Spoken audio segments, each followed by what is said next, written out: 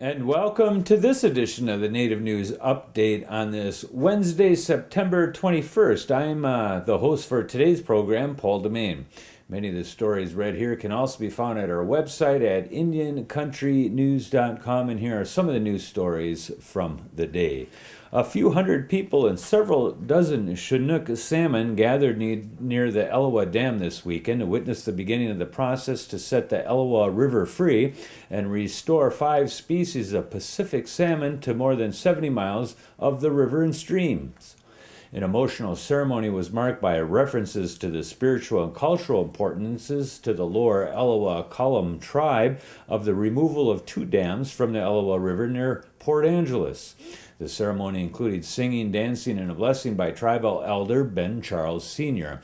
The ceremony concluded with Interior Secretary Ken Salazar leading a call, echoed by whoops from the crowd, to have a large piece of earth-moving equipment with a golden bucket break up a piece of concrete just upstream of the dam and carrying some pieces to the bank where dignitaries were waiting. The Standing Rock Sioux Tribe on Monday was holding a blessing ceremony for a totem that will be part of an exhibition near the nation's capital. The 20-foot quote-unquote healing totem is on a 5,000-mile journey to the National Library of Medicine in Bethesda, Maryland. It will be the central piece of the exhibit Native Voices, Native Peoples, Concepts of Health and Illness. The totem was carved by Jewel Praying Wolf James of the Oneida Nation in Washington State. The blessing ceremony on the Standing Rock Reservation in North Dakota and South Dakota was being held at the Sitting Bull College in Fort Yates on the North Dakota side of the border. The pole was in the White Earth, Minnesota reservation area today for ceremonies and will be in Black River Falls at the Ho-Chunk Nation for ceremonies on September 22nd. Unofficial results in the election for a principal chief of the Muskogee Creek Nation show a runoff election will be held between the top 2 vote getters. The tribe's website shows candidate George Tiger and Mike Flood will advance to the November 5th runoff following Saturday's election. Tiger received just more than 33.5% of the vote among 7 candidates, and Flood received almost 18.5% in the unofficial returns. A runoff is also expected for the second chief of the Okmulgee Base Tribe. Let's see if we can say that again, Okmulgee Base Tribe. Roger Barnett received just under 20% of the votes among 11 candidates, and Louis Andrew Hicks received just under 16%. The results are unofficial until certified on Friday at 5 p.m. The U.S. Department of Justice has awarded the Wampanoag tribe of Gay Head more than $500,000 for its tribal justice system. The Aquinnah Wampanoag tribe of Martha's Vineyard will use the money to continue its traditional tribal justice systems designed to enable greater self-governance and strengthen the tribe's economic and cultural health.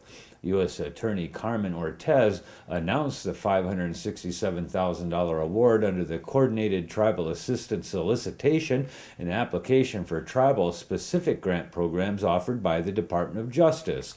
The department awarded $118.4 million to nearly 150 American Indian and Alaska Native nations and communities around the country recently.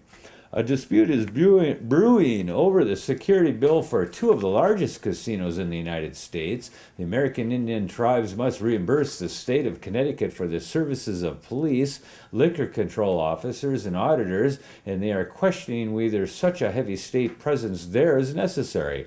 The assessments have risen gradually over the past 3 years to $7.3 million for the Foxwoods Resort Casino and $6.8 million for the Mohegan Sun for the most recent fiscal year. Talks opened last month between tribal officials and the administration of Governor Daniel P. Malloy, a Democrat who took office this year. The tribes say their own security capabilities have evolved significantly since they signed compacts with the state in the 1990s, and there is a lot of overlap between the services provided by both Connecticut and both tribes. The Oneida Nation of Wisconsin will use a $600,000 federal grant to build roads, sewer, and water to support new housing for the elderly and low-income residents there. The grant comes from the U.S. Department of Housing and Urban Development. HUD Midwest Regional Administrator Antonio O'Reilly says the grant will not only provide the infrastructure for handicap-accessible cottages, it will create much-needed jobs.